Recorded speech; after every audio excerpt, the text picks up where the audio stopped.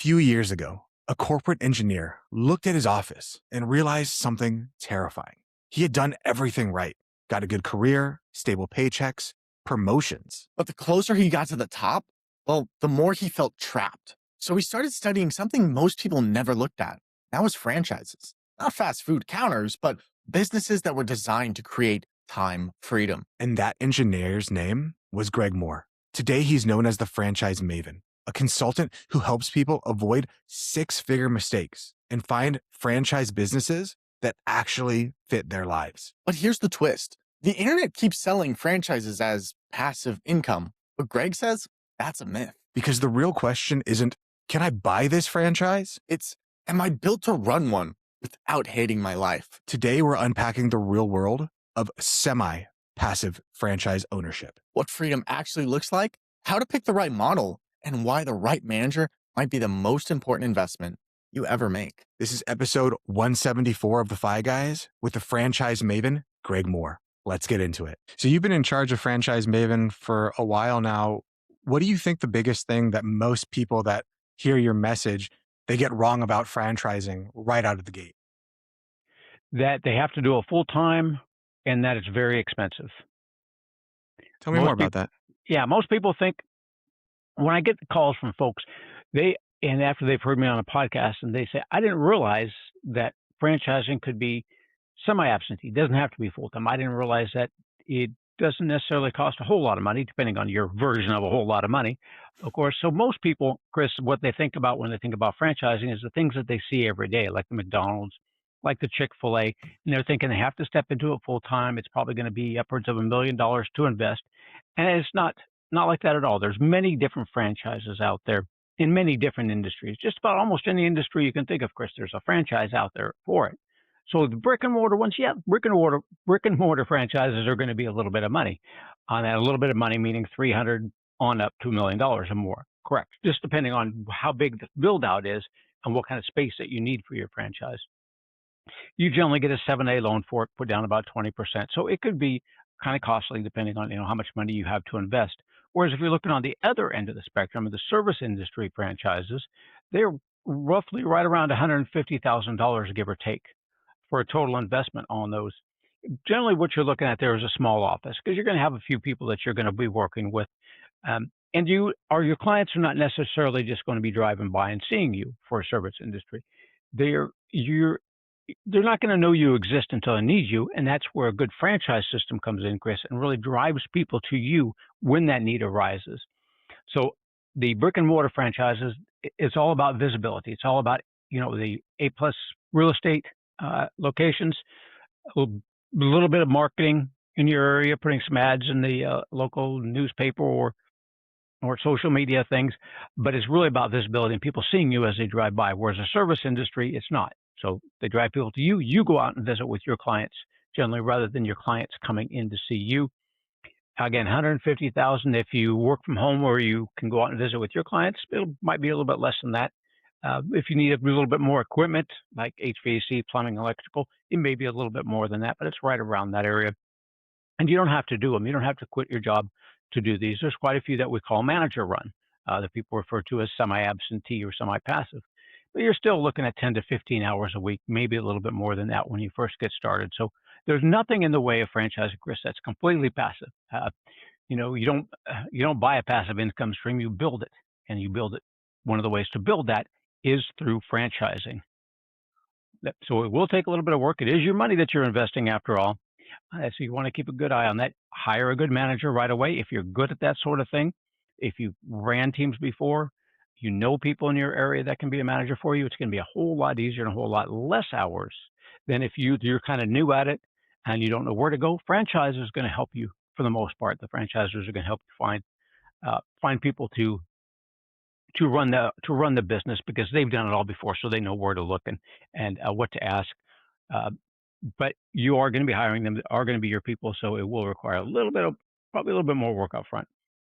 Wonderful. I certainly want to get into here in a second, talking about like where someone should start, because I find like that's always the hardest part is how do I even begin, Greg? But before we get into that, you touched on something that I think is really important for our listeners to understand when it comes to really any endeavor in life. And for our listeners who are chasing financial independence, I would like you to kind of define to us, what does real freedom actually mean in practice? Because you talked about maybe the Instagram version of, oh, it's all passive, you don't have to do anything. But in reality, there really is nothing that's truly passive. So what does that real freedom actually look like in practice? So although I would say that all those folks that are out there, like on the Instagram, that say they have all these latest, greatest ideas, they're doing these wonderful things that are completely passive. They they took time to build that up. That was not something they just bought into overnight and they got it going on there. The good thing about franchising is it's very transparent. So you can actually see all that information in the franchise disclosure documents. But the other ones, those people have built up, those people that are doing those great things, they've built things up over time. It took years to build something like that, to get that going for that financial independence. It's going to be a little bit less when you get into franchising because somebody else has already made those mistakes, which is why you're getting into franchising in the first place, and that's what you're paying for. Keep in mind that investing in a franchise is generally, the investment for the franchise itself is $50,000. That's the franchise fee.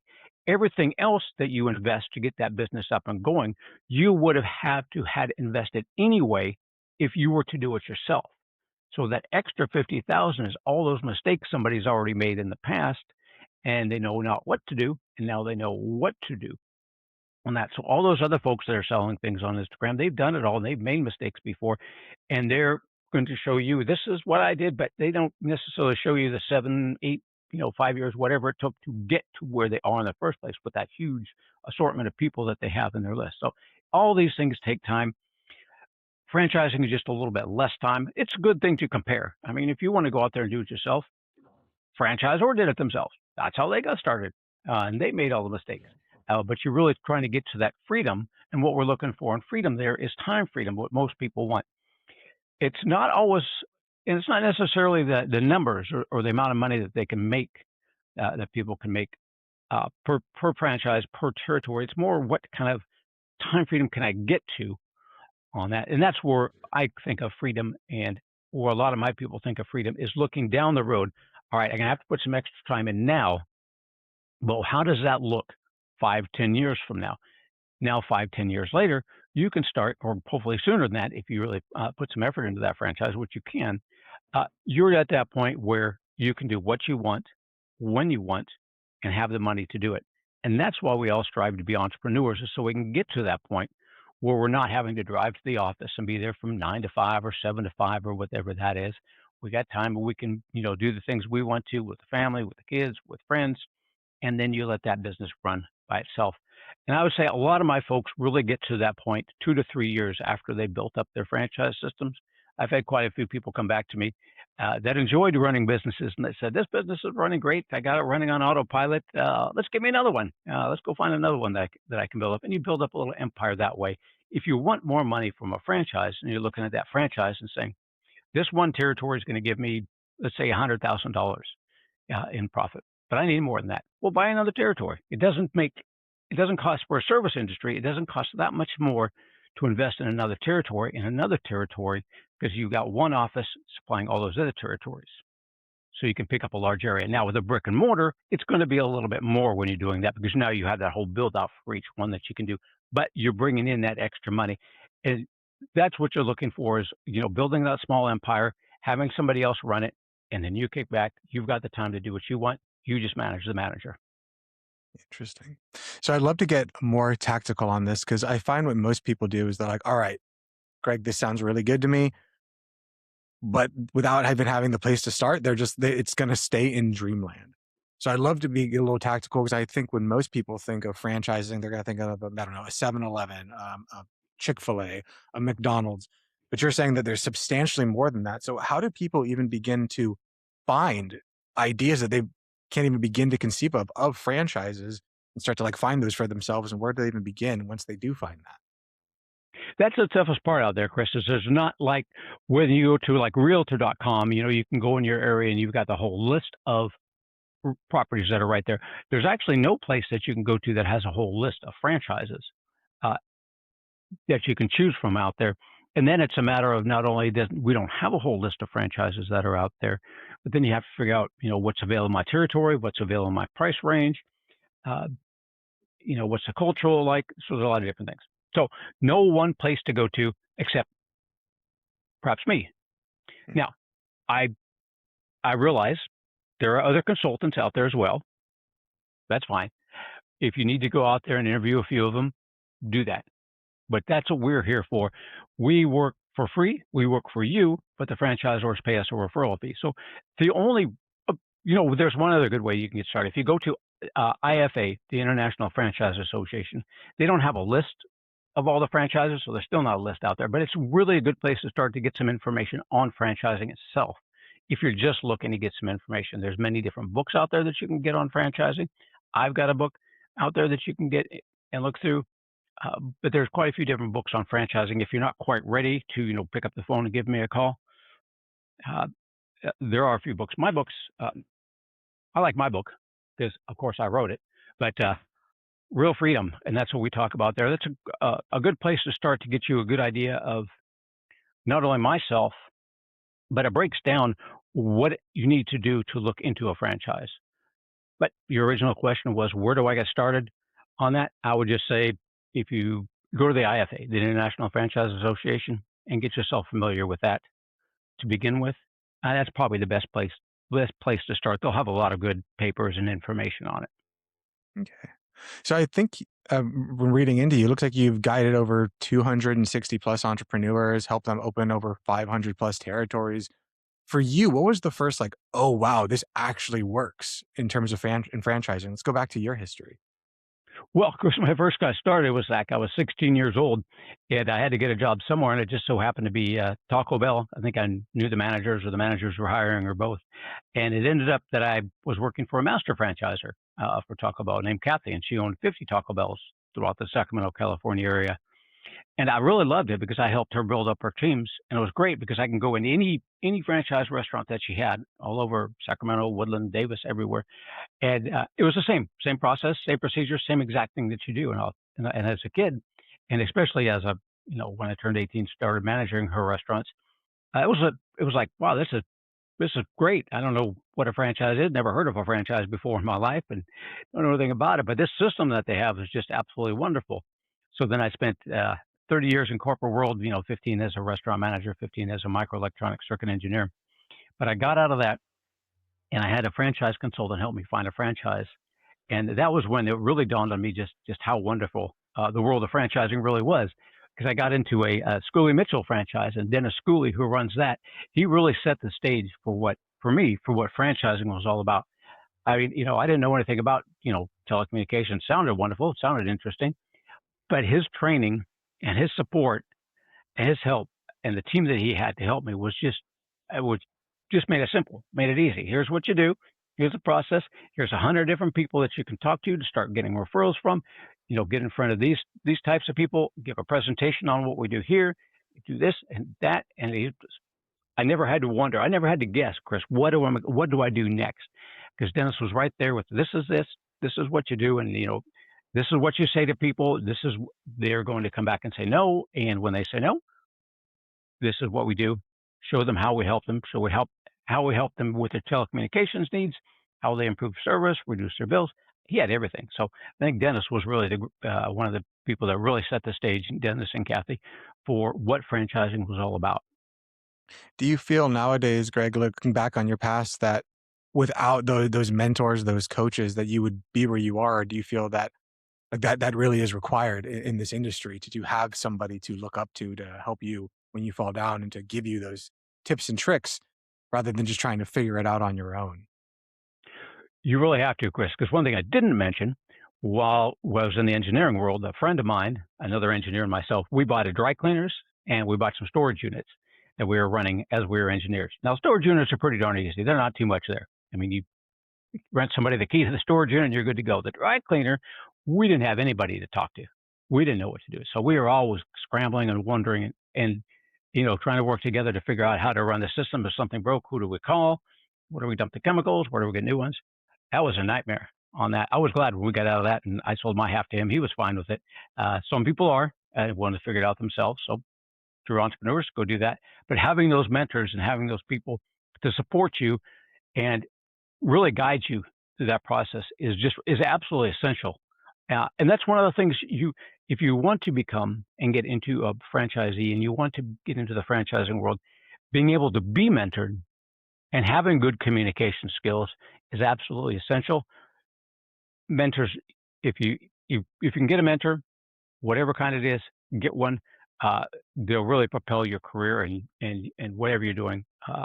Real fast track, absolutely. You just talked about when you and your partner bought a business that maybe wasn't in line with what you wanted, so you were happy to get out of it. Can you talk to me a little bit about that alignment? I know something you've said before is alignment beats income potential. So how would Mhm. you define alignment in ways that our listeners can actually test in their real lives before they actually go and purchase a business and then realize, oh no, like this isn't for me? What skill set do you enjoy using on a daily basis? That is a number one thing for good alignment. Now, as an entrepreneur, when you first get into it, you'll be doing everything normal. Figure out really quick, what do you like doing and what you do not like doing. Uh, I can do numbers as an engineer. I could do my taxes. I could do all that. That is not fun. I can do it. Pretty simple. Not fun. Not my idea of a good time.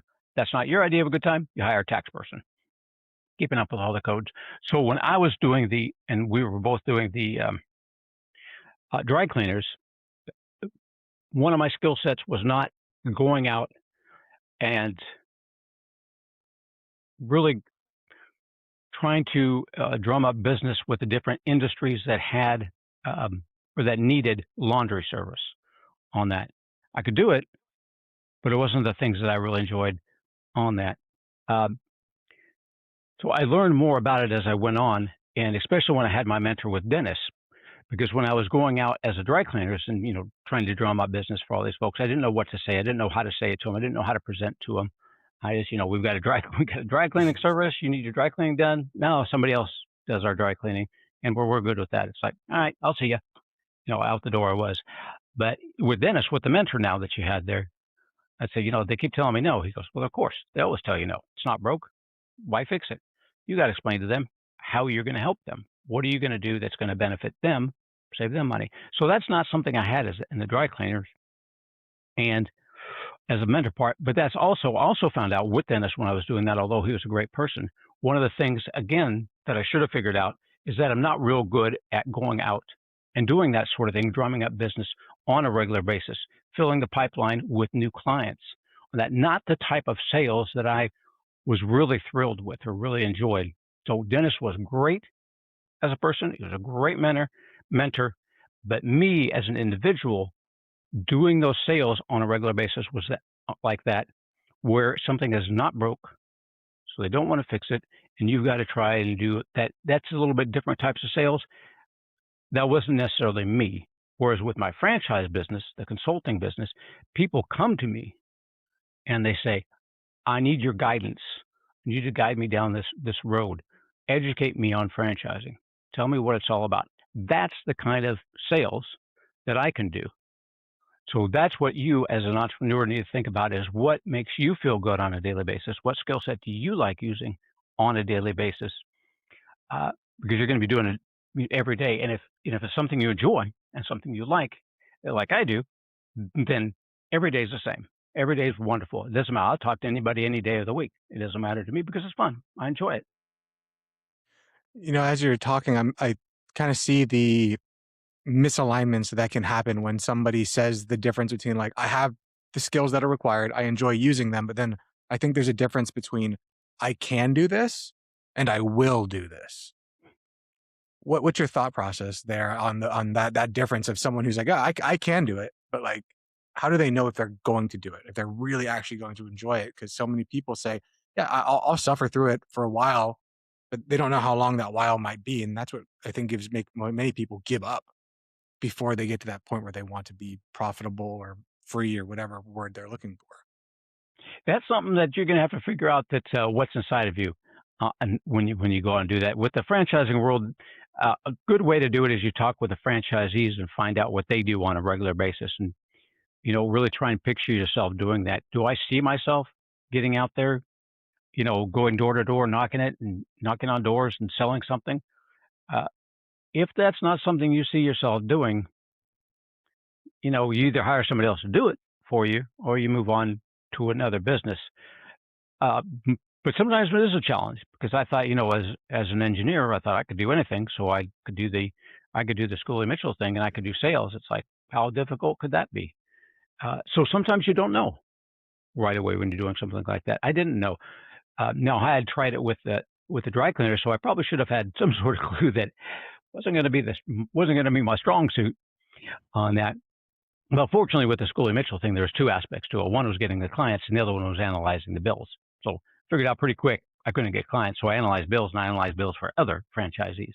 So I got that part down. So it wasn't a complete disaster on that. But sometimes you don't. Sometimes you really have to go out there and find out, what it is you really like doing.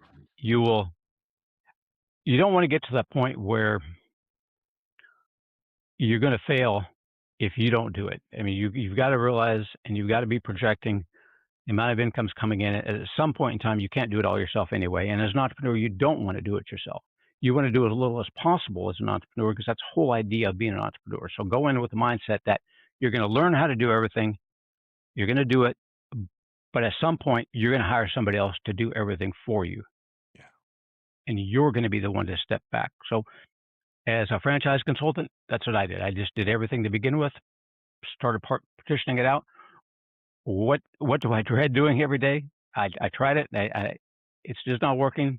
Creating the website, creating social media posts, going out and get clients, doing the initial call with them, whatever it is I like, don't like, figure that part out. If you don't like, outsource to somebody else, because there's somebody else out there, no matter what it is, that's going to do it better than you, and it's going to enjoy the heck out of it, and it's going to show when they talk to people, and when they do their work, it's really going to show in that and show people the enthusiasm that they have for it, and it then projects onto your business. For sure. So something that I'm thinking is somebody, let's say they put up the capital to buy a franchise and they're like, all right, I got this. And the franchise isn't producing enough income to go ahead and hire those people that you need to take it to the next level. What would you recommend in that instance? Do they just grind harder, or what do they do if they feel stuck? Get a mentor. First thing is get a mentor to do it, to help you out with that, and see where it is that you can change. It may be that there's nothing more you could do. It just depends on how much money you started with, which is another thing to talk about completely. But if you're not making enough money to hire somebody, then you better learn how to enjoy it pretty darn quick, or you lose your money. Basically, is what it comes down to. Because sometimes if you didn't project enough money to go when you're going into that business and fill out like a pro forma or something, then yeah, you could run out of money pretty quick. And if it's all you're going to have to do something. You've got to dig deep, because it's either lose the money or figure out how to do it yourself and be happy doing it yourself until you can get enough money or bring in enough business till you sell the business, or until you can hire somebody else to do it for you. Let's move into the money part. Let's talk about some due diligence frameworks. Like, what is it that you typically recommend to your clients before they go into one of these ventures, in terms of numbers, in terms of looking at, is this something that can work? We got a great process. One good thing about franchising is that it's all transparent. So Federal Trade Commission has the franchise disclosure documents that each franchisor has to fill out, and within there's a lot of great information for the due diligence process on that. For numbers wise, if we're just looking at profit and loss statements, there is what they call their item 19, or how much money each one of the franchisees makes section on there.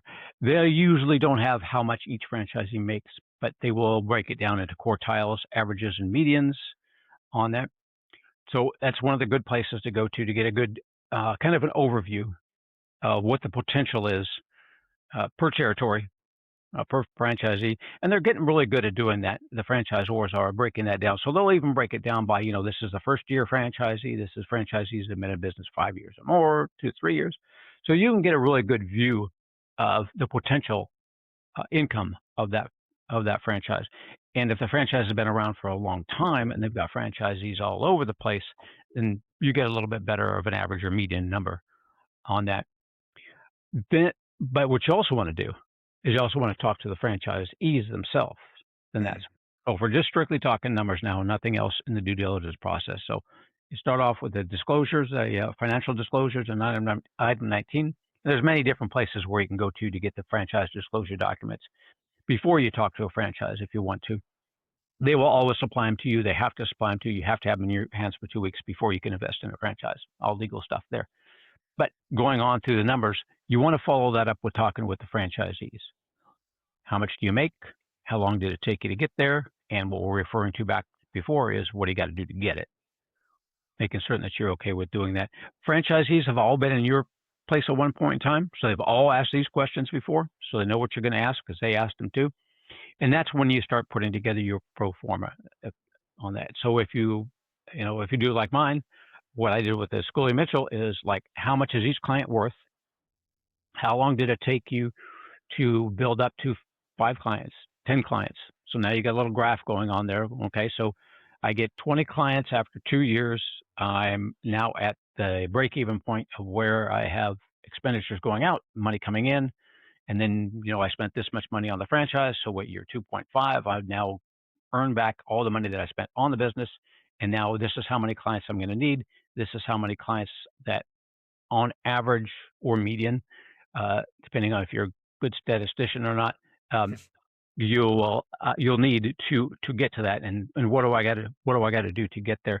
That'll be the numbers portion on the due diligence part. There's many other aspects to due diligence as you're looking into a franchise system, but if you're strictly just looking at ROI, return on investment, and amount of money to come in, those are the 2 areas that are going to give you a really good view of that. Always talk to as many franchisees as possible so you can get some good numbers.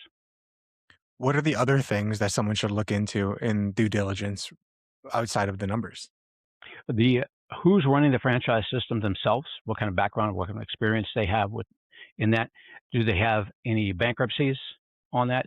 Do they have any litigation? Hopefully no bankruptcies. You don't want to see anybody with any bankruptcies in there. That's probably kind of a bad thing. I usually don't see those on there, but litigation, you may see. If that franchise has been in business for a long time, it's got lots of franchisees in there, you may see some litigation. You don't want to see the same litigation over and over again. That points to a bad franchise system. But eventually, for whatever reason, when you get a couple 100,000 franchisees, you're probably going to get 1 or 2 disgruntled ones in there. The nature of the beast on that. But zero is best, of course. If the turnover rate for the franchise system is in there as well, that'll be under item number, I think that's 20, right after your financial numbers. And that's the number of franchisees that are currently running that franchise, and then the numbers who have started and are no longer running it, and as well as an increase in the number of franchisees they're having each year as well. So you want to see a nice growth system on that, but you also get it's pretty easy to do a quick check on the success rate of the franchise. If they have some franchises that are dropping off on there, how many dropped off?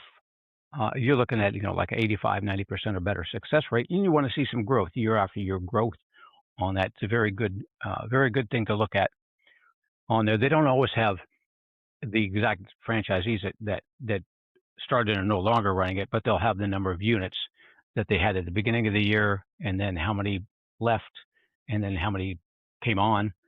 So a good steady growth, very few that are leaving. Those are good numbers to check. And the other one, of course, is the total investment. Number 7 under there, the total investment.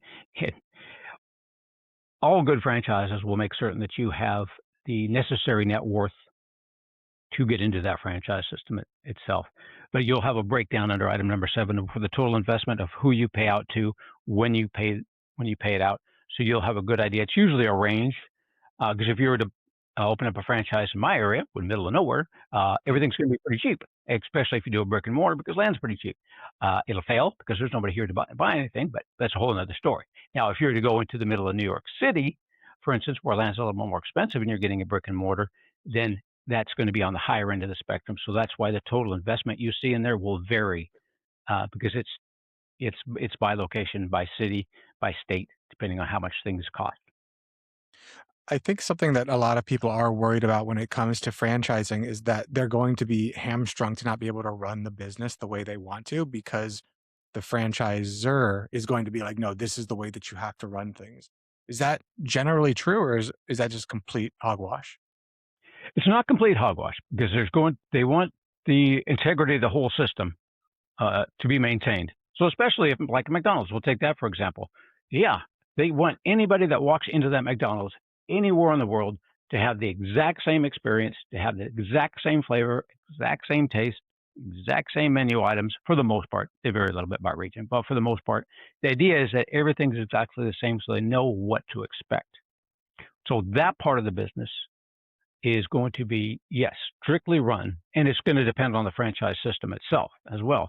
So with the service industry, they will be looking at great service, great customer service, and great people. You fix everything like you should. So those guidelines are going to remain the same. How you run the business and how you operate it, for the most part, is up to you because it is your business. You don't have the franchisor there every day calling you up. You don't have them stopping by and breathing down your neck. You've got the autonomy to do a lot of things yourself. And there's a lot of things you cannot deviate from. So it really depends, but I would say for the most part, it is hogwash. It's your business. You can run it as you see fit, hire who you see fit within the guidelines that the franchisor gives you, and they're not necessarily all that stringent. It just depends on the franchise business itself and what exactly you're doing. Nice. I'd like to pivot over. Oh, sorry, go ahead. Does that make sense? That does. That makes complete sense. That's just something I was wondering about because I've heard people say, "Oh, if you go into a franchise, then you're going to be basically managed to death." And most entrepreneurs, the reason they want to be entrepreneurs is because they don't want to be managed. Yeah, we don't like being told what to do. No, but no, you will not be told what to do. You will not be micromanaged every day. You will be taught. You'll be trained, and you'll be let loose. And you go for it. Marketing material, these colors, these patterns. Simple as that. Where do you want to market? How do you want to market? Go get them. Whatever you want to do, think up new things, give us a call. You got something new or something like that you want to do? Communication. Always great communication between you and the franchisor. You want to do something different? You want to try something new? Pick up the phone. Give that franchisor a call. Let's talk about it. Franchisors are great about that. You got something exciting that's going to make this business even better for us? By all means, let's talk about it. Let's do it. Thank you for listening to this episode. We really appreciate it. This is a part 1, so stick around for part 2 coming this Friday. We hope to see you there. This is the Fi Guys. See you in the next one. This video podcast is sponsored by Monzon Wealth. The content in this podcast is for informational purposes only and should not be considered financial advice. We do not endorse specific products or services. Past performance does not guarantee future results. The opinions expressed are those of the host and guests, not the podcast sponsor. It is crucial to consult with a qualified financial advisor or professional who can provide advice tailored to your specific needs before making any financial decisions, investments, or taking any other actions. If you are seeking specified help, you can reach out to Chris at monzonwealth.com.